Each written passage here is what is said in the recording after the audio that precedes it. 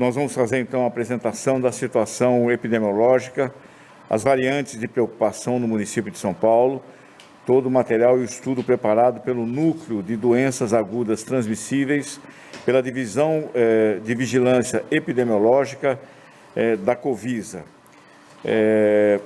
Inicialmente, a análise dos casos suspeitos e confirmados da Covid-19. Este primeiro gráfico, a gente pode ver a distribuição dos casos notificados de síndrome gripal e síndrome respiratória aguda grave no município de São Paulo. Tivemos o pico da chamada segunda onda entre os meses de fevereiro, março e abril, com a chamada variante Gama, e depois tivemos um processo de queda nas notificações de casos de síndrome respiratória, e nas semanas epidemiológicas 26 e 28, temos um alerta para uma estabilidade e um eventual aumento do número de casos. Nós vínhamos numa queda constante e nessas 2 semanas epidemiológicas tivemos aí a interrupção desse processo de queda e uma certa estabilidade no número de casos. Se nós formos ver, inclusive, a análise dos casos de síndrome notificados na cidade, pelo sistema de Nowcasting, nós vamos poder perceber de maneira muito nítida, então, que neste período agora mais recente do mês de julho, do final do mês de julho, nós tivemos a estabilização dos casos de síndrome respiratória, interrompendo aquele processo de queda de notificações de casos.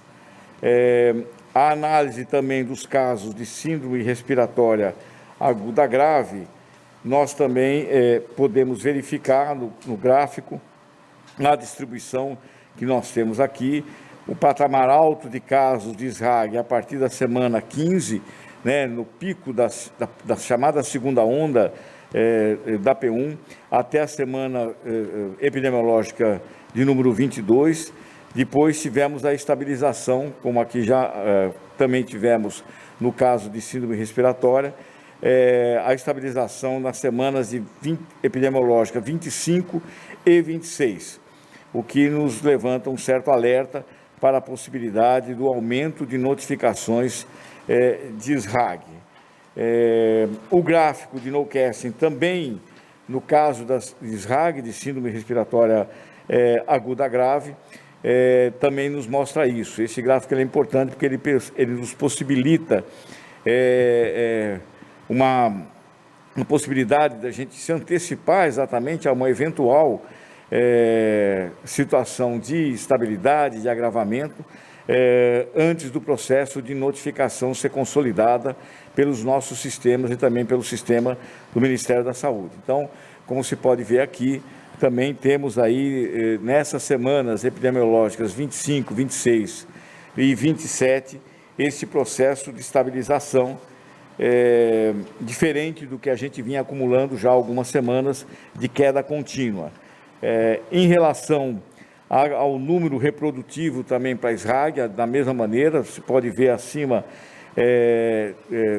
em março, o pico da segunda onda, depois a queda, e agora nós temos de novo aí a curva ultrapassando um momento importante, que é o número de reprodução da epidemia, acima de 1. Então, isso nos levanta exatamente essa preocupação para que a gente acompanhe de maneira, como sempre tem feito a vigilância sanitária do município, de forma muito presente, os números, os gráficos e a tendência da pandemia, sobretudo em função do surgimento da variante Delta. Aqui, o percentual de casos de hospitalização de SRAG, é possível nós notarmos o impacto do processo de vacinação na cidade de São Paulo para as pessoas acima de 60 anos, Hoje o quadro de hospitalização se dá exatamente para as faixas etárias abaixo de 60 anos e com uma queda significativa nas faixas etárias de 60 anos. Nós vamos iniciar essa semana a vacinação de segunda dose de 250 mil pessoas entre 50 e 54 anos, aqui no município de São Paulo. A análise dos óbitos, nós não temos reflexo ainda dessa estabilidade no processo de queda dos números de casos. Nós continuamos com um processo de queda de óbitos no município. Nós tivemos no pico da segunda onda, em fevereiro, março e abril, uma média móvel de óbitos de 235 óbitos, e hoje nós estamos abaixo de 50 óbitos. Então, há um controle dessa situação aqui na cidade. A distribuição das taxas de letalidade é possível se verificar aqui. Nós chegamos também no pico da segunda onda a aproximadamente 32% das pessoas hospitalizadas nos leitos de UTI na cidade. Quer dizer, 32% das pessoas que ocuparam um leito de UTI na cidade em função da letalidade da segunda onda foram a óbitos. Nós estamos agora com os índices de letalidade na casa de 16 por 13, 14, 15%, mas que ainda é superior ao melhor momento que nós tivemos na pandemia, que foram os meses de novembro e dezembro. Em relação às variantes de preocupação, nós fazemos essa definição em função do aumento da transmissibilidade ou alteração prejudicial da pandemia da Covid-19, do aumento da virulência ou mudança na apresentação clínica da doença e também em relação à diminuição da eficácia das medidas sociais e de saúde pública ou diagnósticos, vacinas e de terapias disponíveis.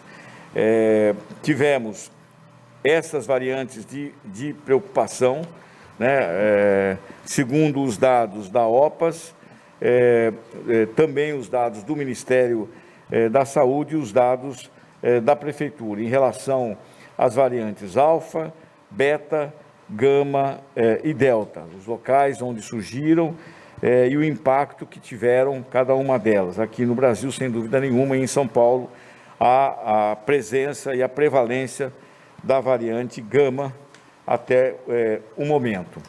No próximo gráfico, exatamente, a gente pode perceber a presença da variante da chamada P1 na América do Sul, em particular aqui no Brasil, e em outros países de uma maneira com uma incidência muito menor. E o quadro do lado, o quadro da direita, a incidência da variante Delta em vários países, a forma com que ela se desenvolveu rapidamente, como ela ocupou a prevalência nesses países, e a última curva, que é a curva vermelha, o traço vermelho, que é o surgimento da variante Delta no Brasil, que nós tivemos e agora o início dos primeiros casos. Também o nosso núcleo de vigilância epidemiológica fez, e estamos trazendo aqui, o estudo de como se deu a prevalência da variante Delta em vários países. Se nós formos ver aqui no Reino Unido, a faixa pintada de rosa era a variante do Reino Unido, que ocupava exatamente 100% dos casos, e logo depois, em abril, surge a variante Delta, que é a cor verde, e dá para se perceber que em menos de 2 meses ela ocupa todo o cenário de prevalência da pandemia. Isso também ocorreu na França, também fica muito nítido no gráfico da França, ocorreu nos Estados Unidos e ocorreu na Espanha. Quer dizer, rapidamente, em pouco mais de 2 semanas, 3 semanas, a variante Delta ocupou a prevalência em relação à variante do Reino Unido, próximo gráfico mostra exatamente o crescimento das curvas de incidência da variante, muito rapidamente, o seu grau de transmissibilidade. E aqui no México, já temos aí também a presença da variante Delta, ocupando o espaço da P1 e também do Reino Unido, e no Brasil o surgimento no final do mês de junho, início do mês de julho, dá para se perceber, o pintado em rosa é a prevalência da variante P1, da variante de Manaus, mas já surgindo então lá na ponta o traçado em verde com a presença da variante Delta, né? Por isso as ações que a Prefeitura fez logo que tivemos os primeiros casos no Maranhão, em Minas Gerais, no Rio de Janeiro e depois em São Paulo. Aqui também o traçado em relação à variante Delta, então, quer dizer, a gente já tem o início dos primeiros casos aqui no Brasil. Os dados disponíveis ainda são limitados com respeito à sua transmissibilidade, gravidade da doença e potencial de escape imunológico em relação a outras variantes do SARS-CoV-2. A modelagem feita pela Organização Mundial de Saúde sugere uma taxa de crescimento maior que outras variantes circulantes na Índia, por exemplo, sugerindo um potencial maior de transmissibilidade. Até 20/7/2021, as sequências cadastradas no GISAID era de 9% de confirmação da Delta em todo o país. Em pouco mais de 15, 20 dias, esse número saltou para 27%. A prevalência da Delta ultrapassa 75% na Austrália, em Bangladesh, em Botsuana, na China, na Dinamarca, na Índia, na Indonésia, em Israel, em Portugal, na Federação Russa, em Singapura, na África do Sul e no Reino Unido. E as evidências apontam para o aumento da transmissibilidade em comparação com as que não são as variantes de preocupação. No município de São Paulo, no dia 5/7, foi notificado o primeiro caso de variante Delta no município. A data dos primeiros sintomas da pessoa se deram em 19/6. Entre 16/7 e 20/7 foram notificados outros 7 casos confirmados da variante Delta. Após a investigação epidemiológica, não foi possível identificar a origem da infecção do primeiro caso notificado da variante no município, e dessa forma pode-se considerar, então, que tivemos a transmissão comunitária da variante Delta confirmada na cidade de São Paulo. Em 21/7 foram notificados pelo Instituto Butantan mais 4 casos de variante Delta em residentes no município. No dia 22/7, notificado um caso de variante pelo Hospital Albert Einstein. E em 27/7, o Instituto do Butantan notifica 10 sequenciamentos da variante Delta que estão em investigação para que a gente possa identificar se são residentes no município. Em função de todo esse quadro, quer dizer, do início da transmissão comunitária da variante Delta na cidade, a Secretaria Municipal de Saúde intensificou algumas das suas ações. Primeiro, a propaganda permanente de manter o uso correto da máscara, cobrindo o nariz e a boca, o distanciamento social, a higienização das mãos e se evitar as aglomerações. Estamos fazendo uma ação em todas na atenção básica do município, que a pessoa apresentando qualquer sintoma compatível com síndrome gripal deve procurar uma unidade de saúde. Todos os casos suspeitos devem ser imediatamente notificados e investigados, com a investigação clínica e laboratorial, o que o município já vem fazendo há mais de 60 dias.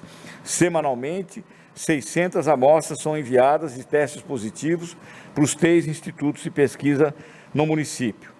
Os casos devem ficar em isolamento por no mínimo 10 dias e seus contactantes, os seus contatos mais próximos, devem fazer a quarentena por 14 dias. Também em função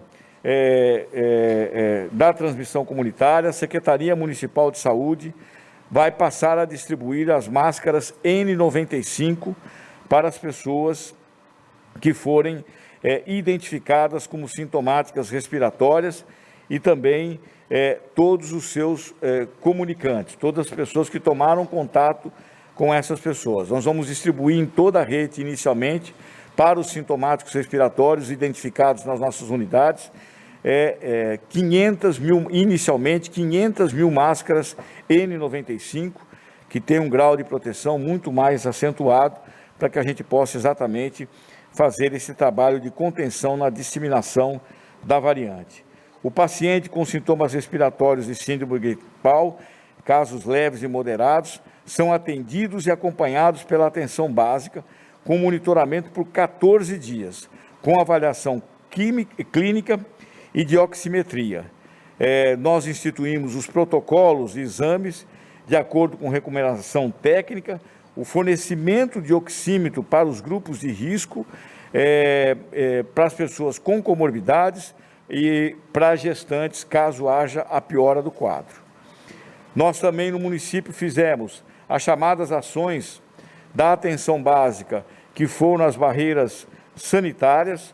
Essas equipes continuam atuando. Nós abordamos, nesse período, nos terminais rodoviários do Tietê, 642 ônibus, no terminal rodoviário da Barra Funda, 1.336 ônibus, no terminal rodoviário do Jabaquara e de cargas da Fernão Dias, 12.637 ônibus. Nesse período, então, foram abordados 14.615 ônibus com seus viajantes.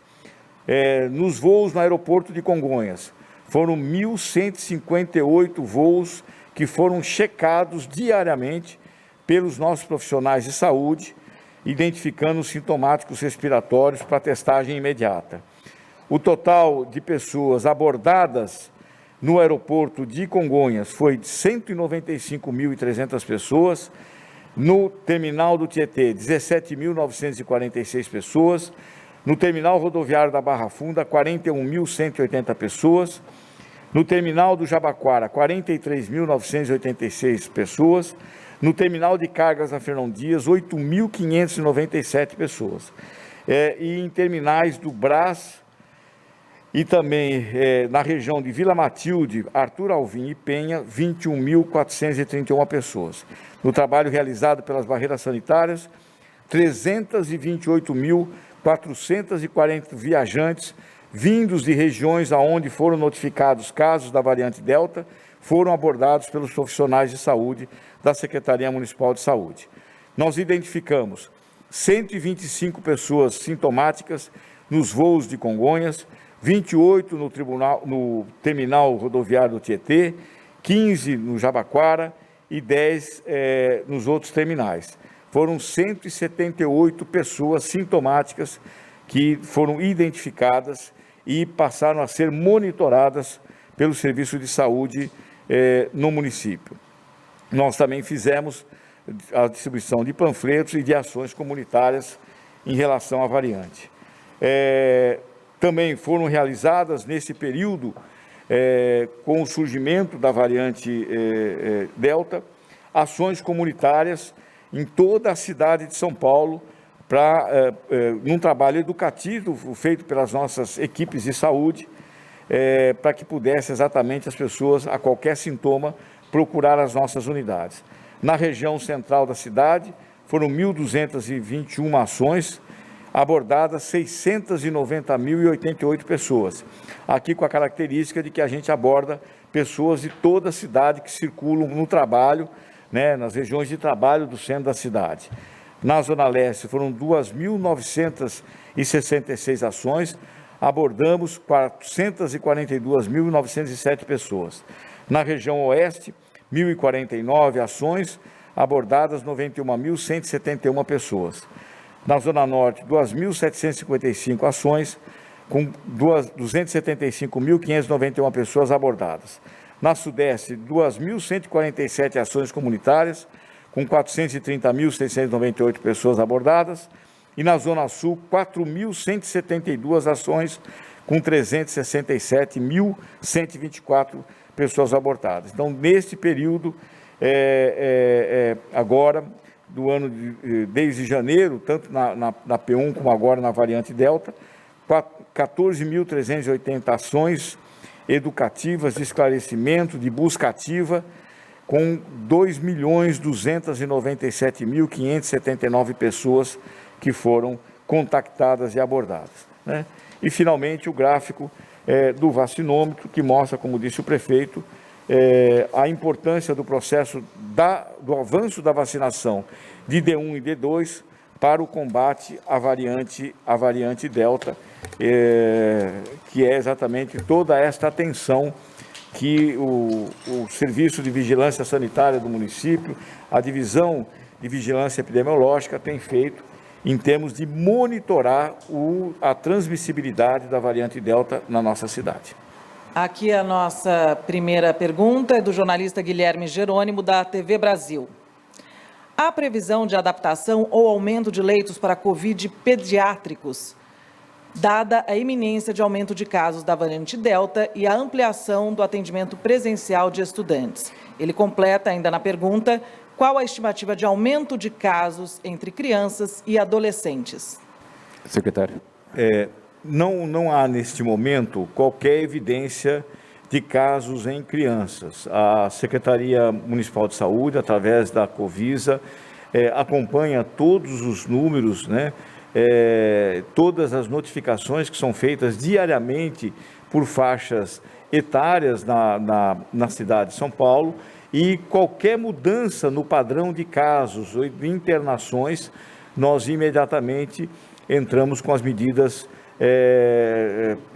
adequadas. Então, neste momento, a gente não tem nenhuma evidência de casos entre crianças. Nós tínhamos 118 leitos pediátricos no município antes da pandemia, nós permanecemos com esses 108 leitos, aumentamos 10 leitos no Hospital de São Miguel, Tite Setúbal.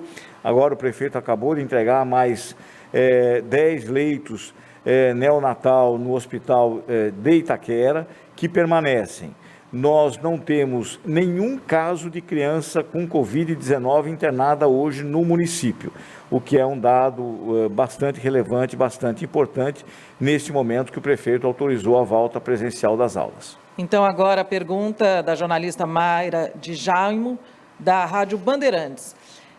Na verdade, ela pede aqui um detalhamento um pouco maior. Ela faz alguns questionamentos. Mortes e hospitalizações estão em queda, mas casos pararam de cair e estão em instabilidade. É possível falar isso? Ela continua: a taxa de transmissão aumentou, isso também é correto? E aqui que a Prefeitura atribui esse aumento no contágio, e qual que seria a maior preocupação em relação a isso? Bom, acho que a doutora Paula pode nos ajudar a responder também, mas é exatamente isso. Nós continuamos com o processo de queda de óbitos e de internações, e já há 2 semanas, na 26ª e 28ª semana epidemiológica, tivemos uma estabilidade na queda do número de novos casos, seja de síndrome gripal, seja de síndrome respiratória aguda grave, né? Também em relação à transmissibilidade, temos esse aumento que hoje ultrapassa o 1%. Nós podemos, evidentemente, pode ser fruto da circulação da variante Delta, pode ser também, nós estamos vivenciando agora um momento sazonal, né, com baixas temperaturas, onde é normal o avanço de novos casos de síndrome gripal, por isso que nós precisamos ficar o tempo todo atentos, tanto no monitoramento, né, na identificação dos sintomáticos respiratórios, na testagem, no processo de sequenciamento, quando se faz necessário, e é isso que nós estamos exatamente colocando aqui hoje. Quer dizer, a cidade, mesmo com esses números positivos, aumenta ainda mais a sua vigilância para que a gente possa exatamente ter uma transição segura até o processo de vacinação total da população.